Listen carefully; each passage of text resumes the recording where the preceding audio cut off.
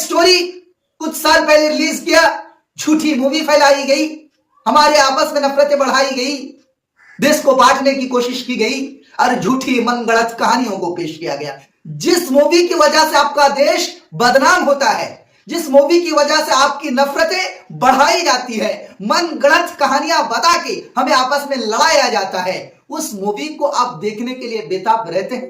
अरे बाइकआउट करनी चाहिए इसे केरला स्टोरी मूवी को। आप लोग नहीं समझ रहे हैं इन लोगों के चाल, फरेब और मक्कारों को। इन्होंने तो साइंटिस्ट को जेल में रख दिया और रेपिस्ट को तो बेल में रख दिया। रेपिस्ट को माला देकर स्वागत किया जाता है और साइंटिस्ट को लाठी मार के जेल में डाल दिया जाता है। यही तो हमारे देश की छवि है।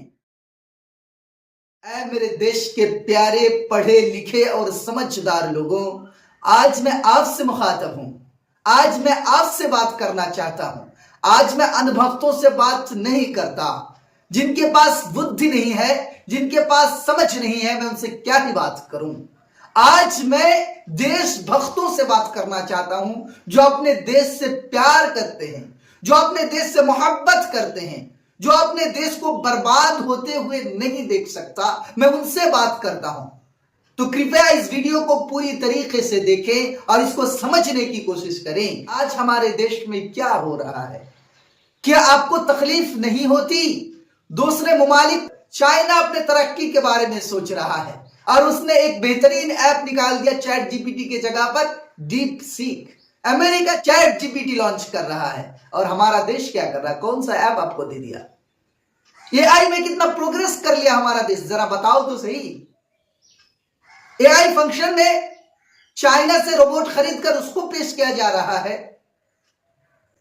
द केरला स्टोरी कुछ साल पहले रिलीज किया, झूठी मूवी फैलाई गई, हमारे आपस में नफरतें बढ़ाई गई, देश को बांटने की कोशिश की गई और झूठी मनगढ़ंत कहानियों को पेश किया गया जिसका कोई हकीकत नहीं है। फिर भी आपने और हमने बड़े शौक से उस मूवी को देखा। फिर उसके बाद कश्मीर फाइल्स लॉन्च किया गया, फिर उसको भी हमने देखा। फिर उसके बाद केरला स्टोरी 2 लॉन्च हो रहा है, उसके लिए भी आप बेताब हैं।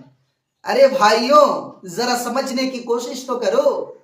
जिस मूवी की वजह से आपका देश बदनाम होता है, जिस मूवी की वजह से आपकी नफरतें बढ़ाई जाती है, मनगढ़ंत कहानियां बता के हमें आपस में लड़ाया जाता है, उस मूवी को आप देखने के लिए बेताब रहते हैं।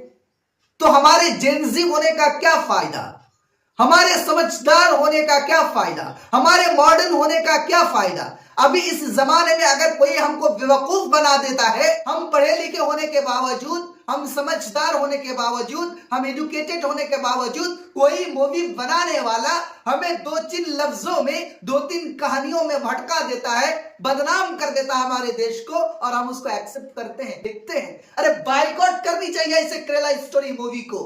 आप लोग नहीं समझ रहे हैं इन लोगों के चाल, फरेब और मक्कारों को।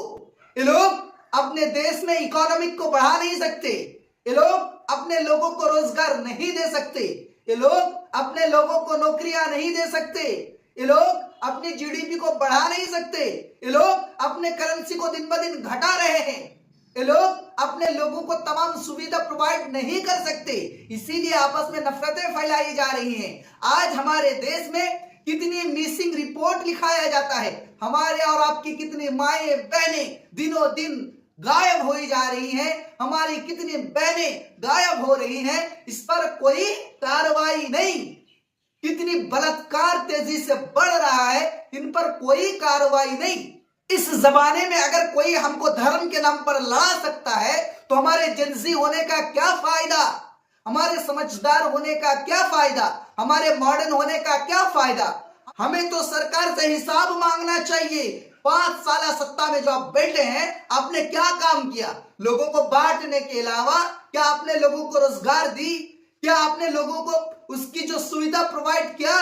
क्या आपने कितनी स्कूलें खोली, आपने कितने कॉलेजेस खोले, आपने कितने यूनिवर्सिटी खोली? आपने कितना काम किया अपने देश के लोगों के लिए, अपने दोस्तों के फायदा के लिए नहीं, अडानी अंबानी के फायदा के लिए नहीं, हम आम जनता के लिए आपने क्या काम किया नफरत फैलाने के अलावा?